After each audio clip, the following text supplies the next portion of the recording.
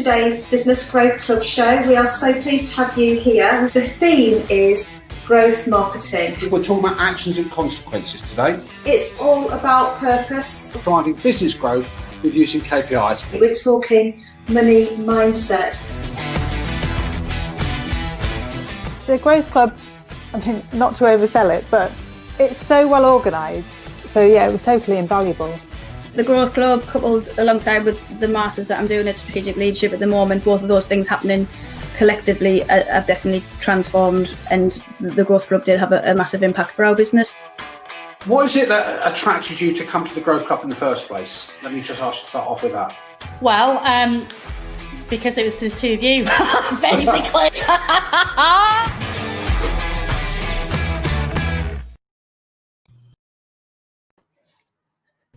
Hiya, welcome to the show. Oh, we had a few Gremlins. Gremlins is a Christmas movie, isn't it? Dangerous to have technology and Mahmood mix in the same room. Yeah, just don't pour water on him. Let it be after midnight, and I don't know, let him out in the sunshine. I can't remember what the things are. But hello, anyway, welcome to the Business Growth Club show. It is fantastic to have you here.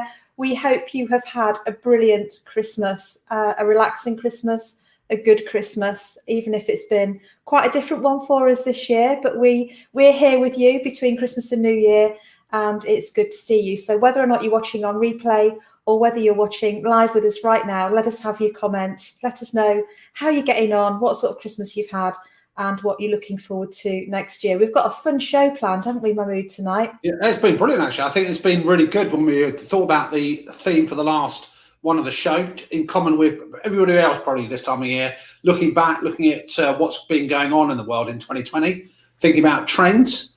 We've had some fun trying to sort of distill out some themes and threads that will help people for next year. And there were some few fascinating facts that we came across that I have to say even I wasn't fully aware of, but I think it's going to be a brilliant show. We are the gift that keeps giving. Well, I hope we are. I think we are. So we're going to have fun with the quiz anyway, see how many of the questions that you know. So we're hoping that you'll join in with us on the quiz. But this isn't all about looking back on a year, Absolutely just not. thinking about COVID, just thinking about Brexit. Loads more has happened in 2020 as well. And it's about thinking, you know, how's the world changing? What's going to be happening and going on next year? And what sort of things do we all need to factor into our business plans? So let's get started. So what are your highlights of the year then of 2020, Mahmood? Apart from us working together, of course. Well, actually, to be fair, that is a good highlight for me. 26 years coming up to in business. So for me, it's been a wonderful year in terms of actually finding a partnership that clicks and connects. I think the highlight of this year is, I think there's two or three things. One, on a personal level, apart from obviously teaming up with you, Joe, is about how wonderful the human spirit actually is. So not just for my own team, but not for my own clients, but for people I interact with. Even though it's been a real slap in the face for the wet fish in certain circles, even though it's been really quite daunting and overwhelming in other circles, I'm just really amazed and impressed about how human fortitude steps through. So that's been a really great takeaway. I think what this year has also shown me personally is that we talk about trends, we look at the past, we look at the present, and I think certain things have come back into the fore for business disciplines, but things that have happened this year, I think have been accelerated as opposed to, oh my gosh, nobody saw that one coming. So what was going to happen over the next few years, I think it's just accelerated and happened at a much faster timescale. Yeah, definitely. It's been a year of learning. I think a year of community for sure. And I think I've really actually enjoyed and valued how the business communities come together and supported each other. And the support actually here on social has been fantastic. And of course, I've loved working with you too. And I'm looking forward to our next Business Growth Club next year. I think other things for me, it was 10 years in business and the real opportunity to maximize going digital, because I've been doing digital stuff anyway in terms of, you know, work internationally, but having to go to a lot of places, a lot of venues in person and travel. And actually it's made the world readier for a lot more digital intervention, which means you can reach more people and do more stuff. So there's been some positives, as well as it being a really challenging year. There's also been some positives, which I think we should take away from the year, really. And it's also been a year of business opportunity. There have been some good business stories, haven't there, that have made the news this year. Yeah, absolutely. And I think you're right to say that, in terms, even though we human beings have a tendency to look at the negative and things that haven't worked so well, there's been also a lot of positive opportunity. I suppose opportunity is positive by nature, but there's been a lot of opportunity that's been very positive. Have you got a particular highlight yourself, Jo? Yeah, I think it's just interesting. I mean, I'm always interested in, anything that's innovative, that's daring, that's really, pushing the boundaries. And I think it was brilliant that we had SpaceX this year, with the first private company making that trip successfully into space. 64 days in space, astronauts, 2 astronauts spending time there, both arriving back safely. And it's great to see private enterprise pushing the boundaries and really, being truly innovative and truly exploring and just discovering stuff. So I was excited about that. I mean, I think that was the reusable rockets and the reusable hardware that came from that. I mean, I'm obviously in the city, which is my adopted city, which is very known for its space expertise, in Leicester. So I think they were sort of ringing out the chimes there as well. So I think Tesla's done well. So he's put his money where his mouth is. He's investing in it. And what do you think? Do you think that idea of regular trips to the moon and outer space for certain sections of society is more of a reality now? I think so. I think it will just come over time, won't it? It's about, and this is what the great innovators and the great minds do, is they think beyond what the rest of us think is possible, but they know is achievable. And there's got to be some sort of learning curve and discovery and a few failures on the way. That's part of it. But I think even when things go wrong, they say, well, that we've learned something from it. So yeah, it's going to happen, isn't it? And those with the foresight and the cash and the insights to invest, I think will do really well over the long term. But I think as well, one thing that I suppose does worry me about space exploration is I just hope that we clean up our act with climate change and our impact, our footprint on the world here, before we just go and spread it elsewhere around the universe. But I mean, that's certainly been a talking about. I know there's talk about a lot of rubbish, debris in space as such, but I think there's been as well as technological advances, I've noticed a big cultural change and a behavioural change in people. Whether it comes to the attitudes to climate, as you just said, whether it comes to the attitudes towards food consumption. Definitely, we've seen a spike and a growth in terms of more people eating plant-based diets, vegetarianism. I think there's about 100 million vegetarians in the world now, brackets vegans, that mixing those two together. And even some of the big boys now, the big meat producing companies, the big supermarkets are now embracing it. So we've gone from a fad of a few years ago to something now that's entering the mainstream with some vigour. Yeah, and that's climate change related. It's also health related. And I've been vegan for some time this year, but I was vegetarian mostly before that.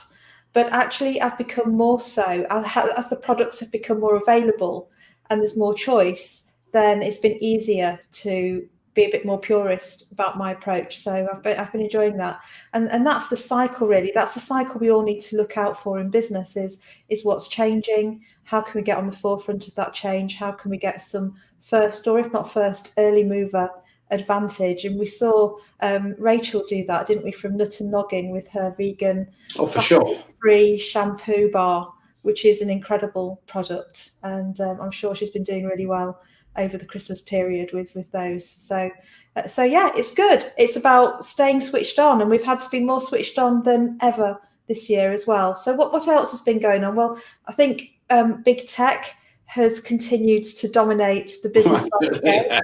Yeah, and they've had a great year with companies like Zoom, Microsoft Teams, the usage really taking off massively. A tool I use, Mentimeter, which is an online polling tool. I think you use it as well. Not as much as you do, but I'm dipping into that.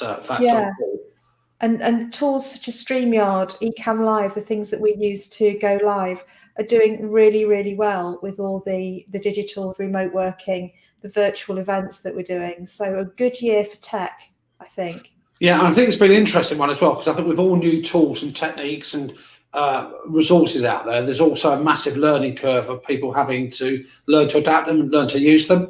It was interesting. I was doing a review of the art sector, because obviously in terms of, I know we're going to be talking about it later on, but in terms of the tech world now coming into cinema, theatre, dancing and all the rest of it, people have also had to learn how to do what they've done in person and offline.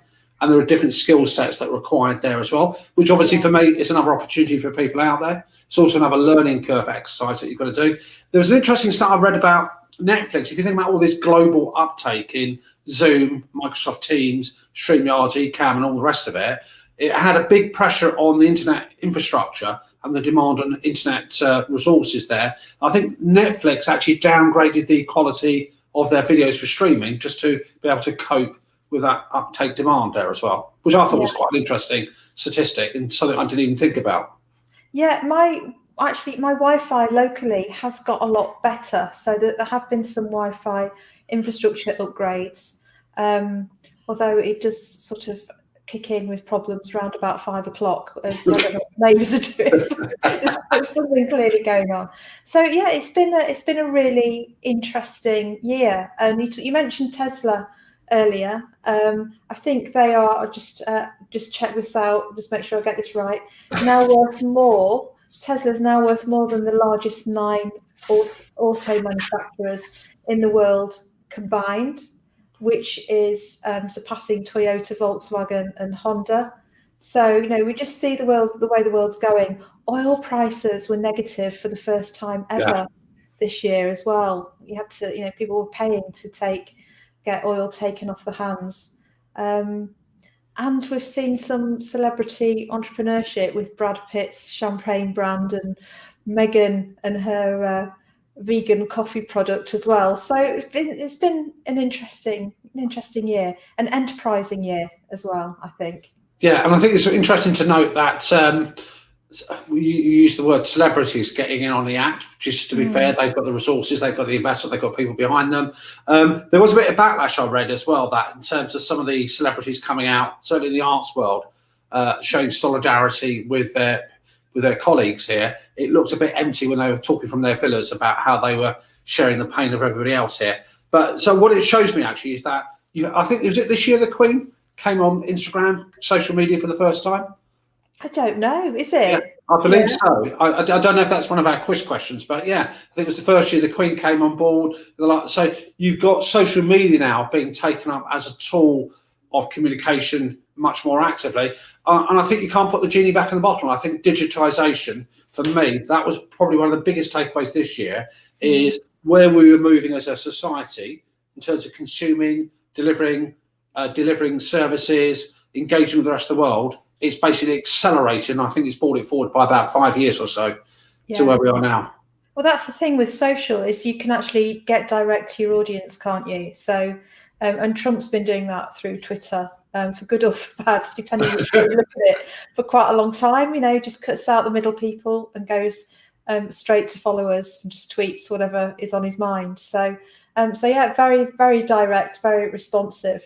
But an interesting year, and one I think that we'll move forwards from, and will shape the future and will shape what we need to think about in business plans. So, I think the first thing that you've mentioned in terms of things to think about for 2021 are digital, and the digital trends here to stay. And that's not just using Zoom or Microsoft Teams or whatever. Yeah, for sure.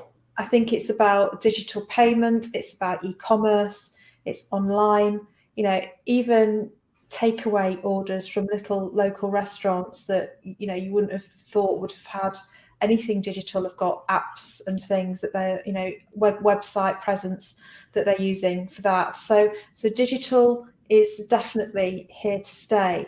And that's a good thing, because the barriers to entry are pretty low. It can really drive efficiency, and it can help with customer connection as well. So yeah, I think that's an interesting point about barriers to entry. If the barriers to entry are relatively low, I think I read a statistic now, if going back years and years ago, the old bricks and mortar sort of banking industry needed a certain volume of clients to be sustainable. Now it's a fraction of that. Barriers to entry are low, which means the competitive nature is much more intense. as a result. So therefore, people have just got to be on their game, I think, in terms of trying to be unique, focusing on those, what customers value, like customer service, deliverability. But it's all round. I think there's thousands and hundreds of thousands of businesses out there that will operate from a virtual space, won't be operating from offices as such. Meeting rooms can be done virtually. There's still a need, obviously, for that human interaction here, but the whole business model is changing now.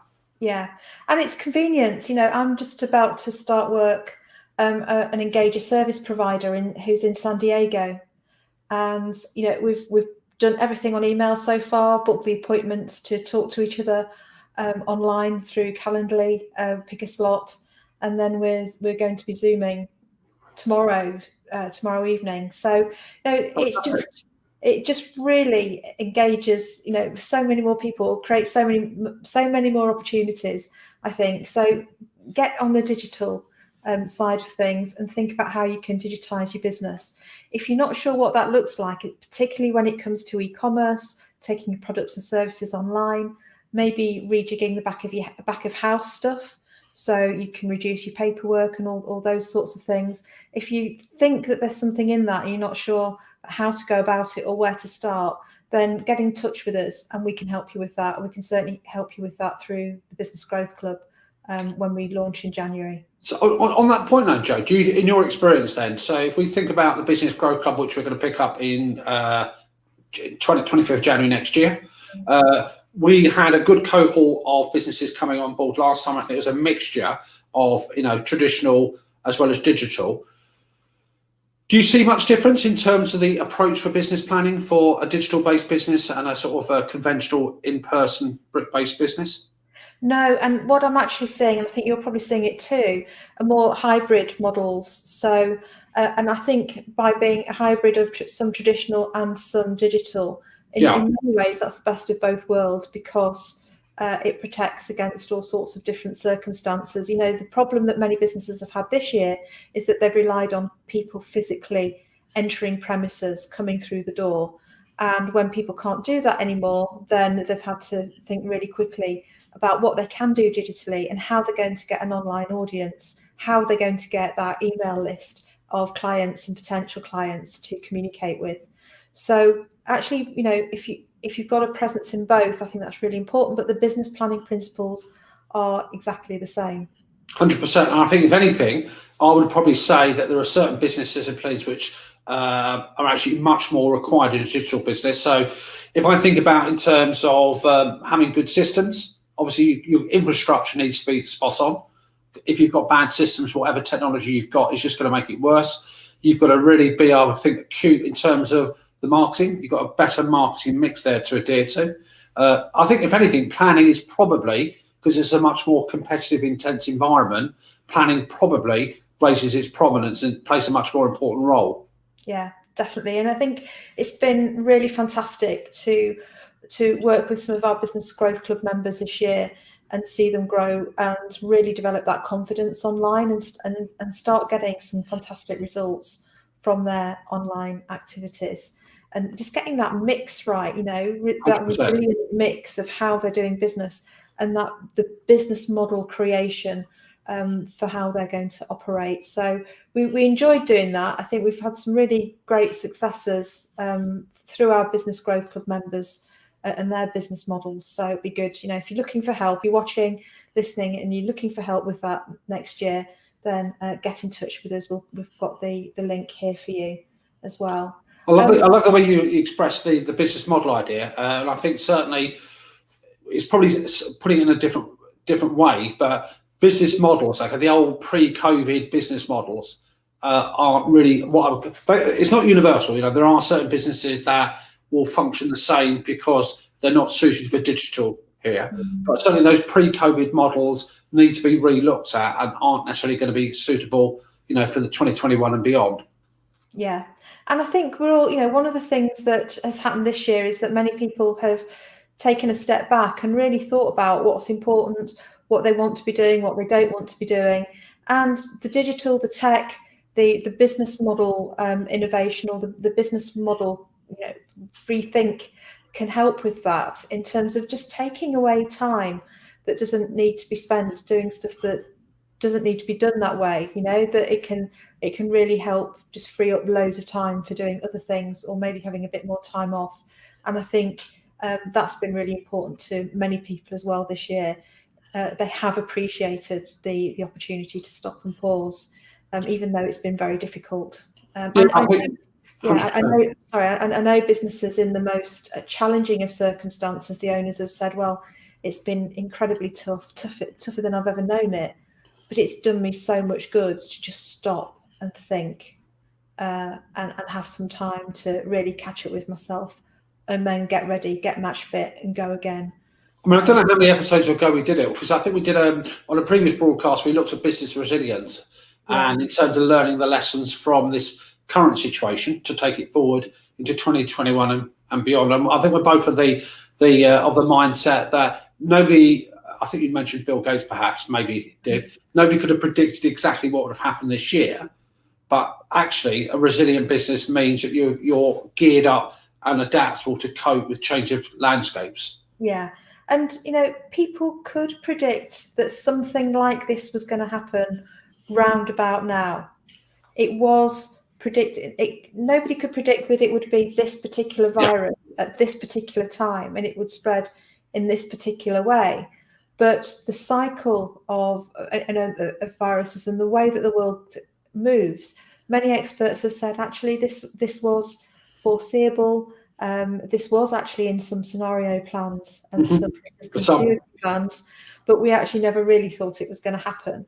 And I think it's that inertia that's led to a lot of stuff as well. So another trend for 2021 that started this year is that we're becoming more localized, and that's for obvious reasons. We're traveling less far, and I think also we tend to feel safer when we're somewhere that we know, and we know how it operates. But corner shops and independent grocery stores have seen a 63% rise in trade. That's a good hike. Lockdown, and that's from The Guardian, so that's from a good source, which is great, because those independents and those corner shops are so often competing with the big players. So it's good to see them, and they've served their communities really well. So if you're watching and you're a shop owner, or you're related to one, the backbone of Britain are our corner shops. Well, we are a nation of shopkeepers. If you go back to Napoleon Bonaparte and all the rest of it, I think on top of that is, I think the local community, the shopkeepers that done really well. What have they done? They've not just said we'll open our doors and come on in, but they've actually showcased their customer service, showcased that even though their pricing may not be the same as a big conglomerate, a big chain, there's other things that add into that customer experience here. People probably didn't even realise they were on their own doorsteps now, and I think it's that customer service, that human interaction, that being able to get something that's without having to worry driving into town. Doing those lessons is things that reinforce that, even though the price may not be the cheapest, is the overall service offering, which sticks with the customer. And getting the range in as well, and being, I think we've become more community focused, as we said earlier this year. So corner shops, independents are really at the heart of communities as well, which is and actually some of the bigger retailers have done a cracking job as well.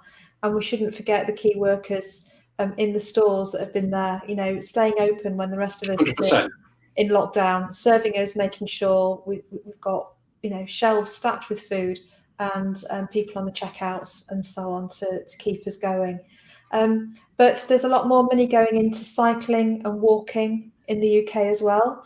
So there were some sort of climate change emissions benefits from us all staying more local. And cash is fast becoming a thing of the past, How do you find that yourself, Jo? And are you somebody who likes carrying cash, or are you like the Queen who prefers? No, I've never got any cash. The only time I use cash is when I go to the hairdressers to say thank you to the hairdresser, because he does go out of his way to look after me and make me feel comfortable and all of those things. But no, I think the only thing about not spending cash is it feels like you're not spending real money.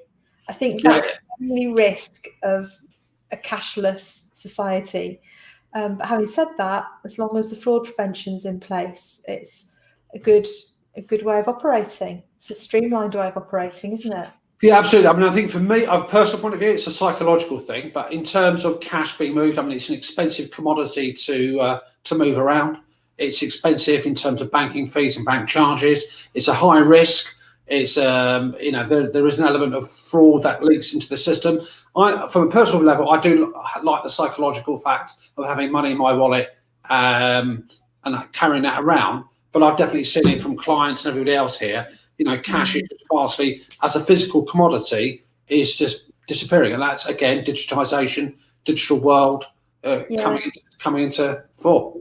Fortunately, going the same way as checks. I've never been keen on checks, but we are making fewer cash payments. What that is leading to is an increase in cyber crime and in accounts getting hacked and all of that. So we still need to be careful. There still is fraud, but actually I think that fraud is possibly easier to detect because there's more of a trace. Yeah, absolutely.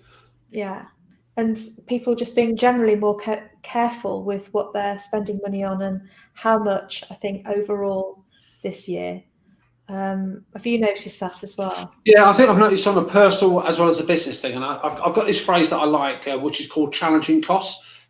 You can call it challenging costs, whether something adds value to what you're doing here, and even just people connecting more so with their bank statements and looking at them, thinking, I'm not quite sure what this is going out for. And that sounds quite ridiculous that people could be spending money and not aware of it. But, direct debits are set up, standing orders, we accidentally subscribe to something. And I think people have just literally reviewed what their spending patterns are and actually asked themselves that question. What is this? Do I need it? Does it add any value to my life or my business?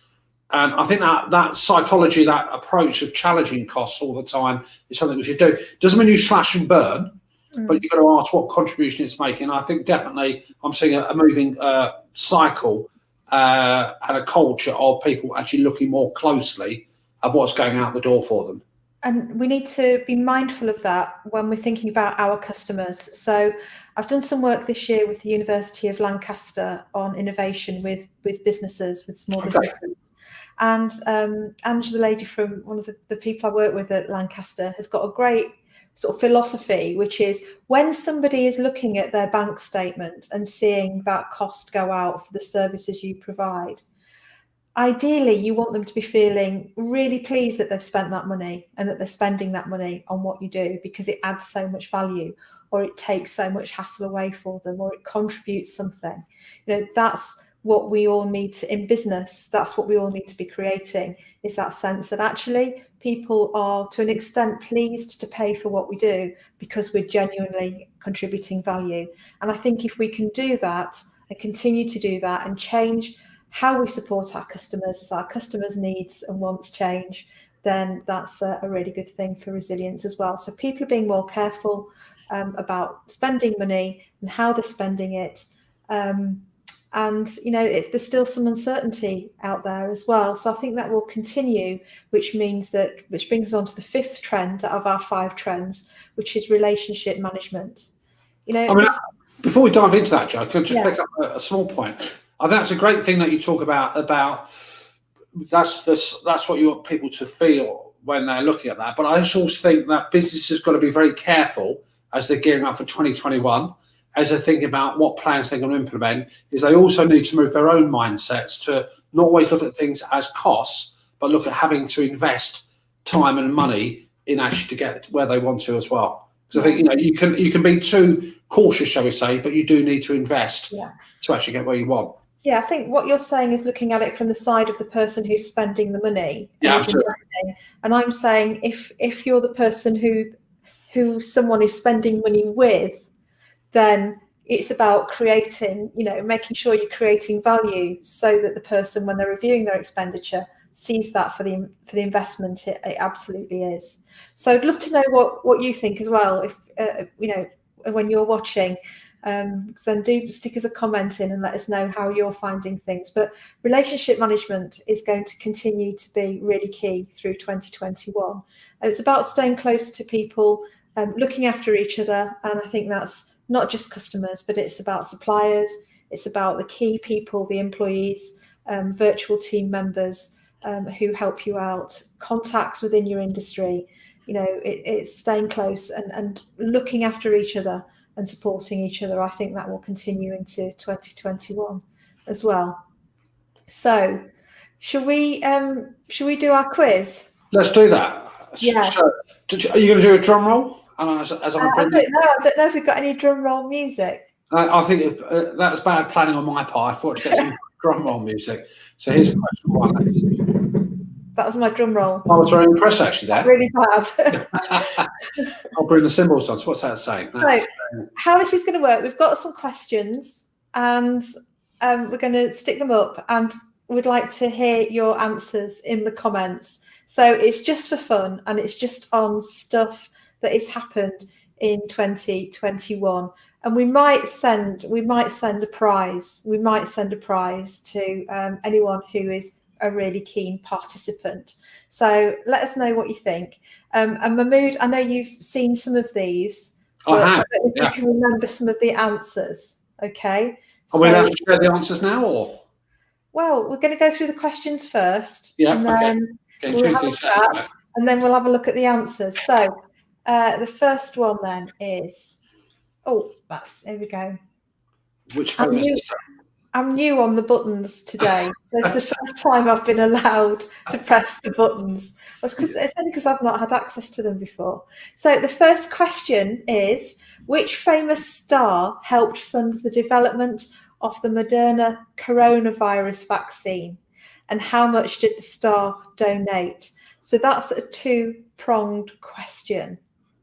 Okay. Is it permitted to give clues, or shall we just leave it as it is? I think we'll leave it as it is, and tell us if you're struggling with it. Tell us if you need a clue, and if you need a clue, then we might give you a clue. But this is really good because this is someone who's, although as a star, singing and acting, is also a real entrepreneur. And and it's great when you make money in business and then you can help with that money to do something really good and really positive. I admire this person. I've actually seen them interviewed on many an occasion. I know their backstory, and I think it's. I think you'd be hard pushed not to have a lot of admiration for this individual. Yeah, very, very, very, very likable person. So, question number one then: which famous star helped fund the development of the new vaccine, and how much did they invest? Do you want to do? I'll click on question two. Do you want to do question two? Yeah, fine. And you are allowed to ask a friend. You are allowed to ask your next door neighbour. You are allowed to look it up on the internet. Obviously, see if you know it. So that's fantastic. Let's go for question number two. Drum roll number two. Yeah. So between April and June, by how much did the number of people claiming on their car insurance fall? And this comes direct quoted from the Association of British Insurers, and we know they don't fib, so it's got to be a real statistic. So between April and June, by how much did the number of people claiming on their car insurance fall? And I'd ideally like the answer expressed as a percentage. Nearest whole number is perfectly acceptable, unless you want to do it to 15 places of decimals. You can tell who's a numbers person, can't you? You can tell who's got no friends. We'll go through them and then we'll go through the answers. So whether you're watching on replay, you'll still get the answers. It's fine. You're not going to leave you hanging without knowing what the answers to these compelling questions are. Shall I go next then? Yeah, absolutely. Yeah. Okay. So you sort of hinted at this earlier in the show when you were talking about the Queen. But on which social media platform did Prince Harry and Meghan Markle announce they were stepping down from as senior royals? Okay, so on which social media platform did Prince Harry and Meghan Markle announce they were stepping down as senior royals? If you know the answer, or you think you might know it, or you want to guess, or even if you want to give us a comedy guess, as long as it's reasonably repeatable and clean, we're happy. We're happy to, and you can cough in the audience and you can ask a friend, as Mahmood says. So that's question number 3. We won't be taking cards in, by the way, so that's fine. Question number 4, and let's hit the drum roll. Name the scheme that ran throughout August to encourage people to enjoy meals in restaurants, cafes, and pubs. It was very well subscribed to. I a number of my own clients, other people that I know, took advantage of this scheme. So there's a really good positive impact there. So what's the name of the scheme that ran throughout August to encourage people to enjoy meals in restaurants, cafes and pubs?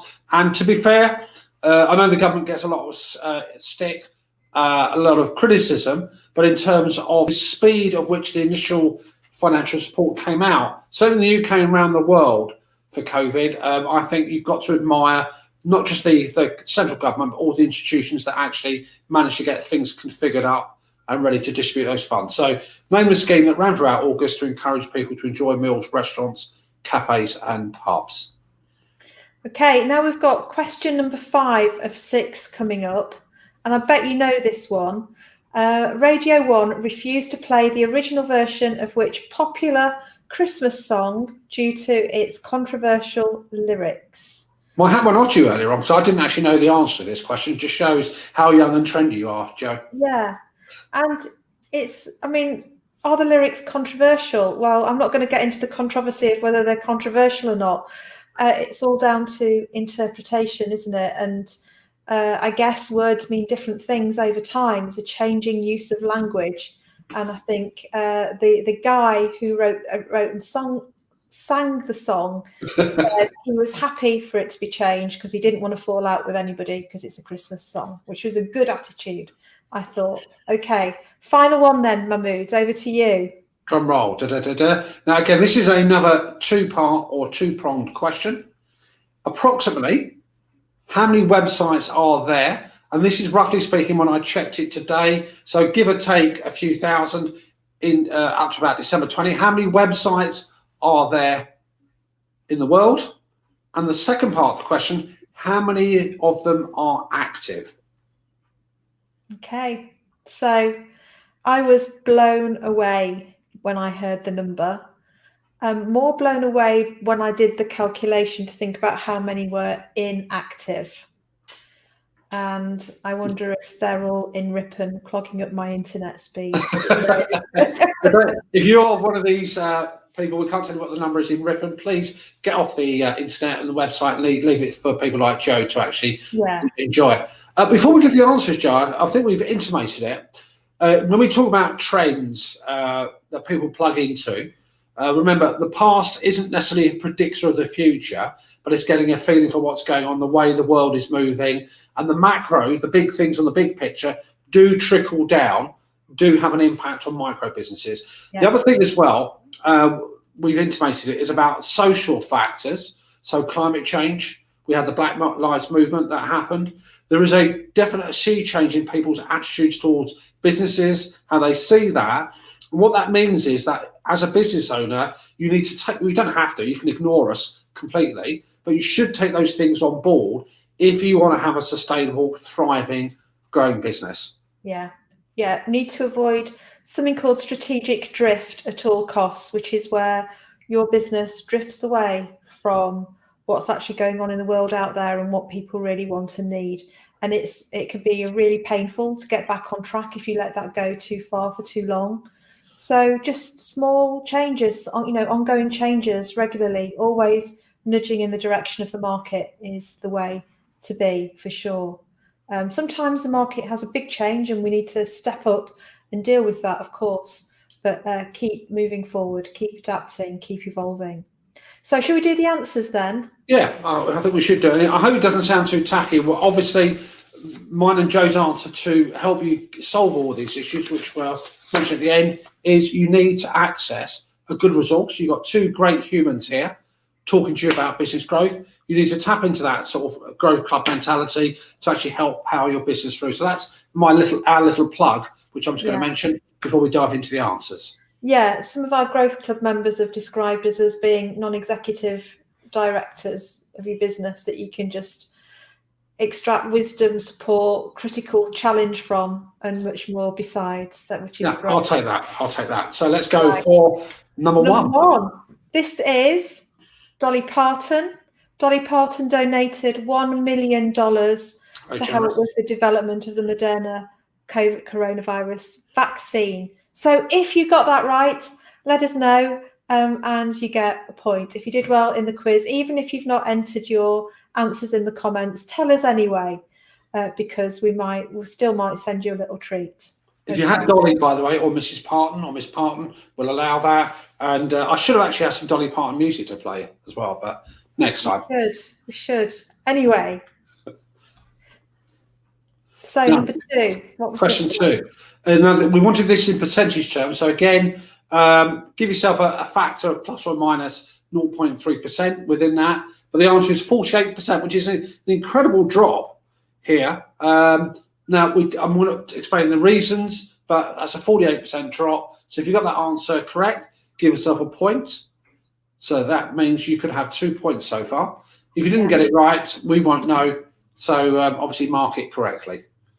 Should we say 3 points? Because the Dolly Parton one, there was a question about how much, which was $1 million. So perhaps 2 points, so a point for each part. Yeah. Notice that we're changing the scoring system as we go along.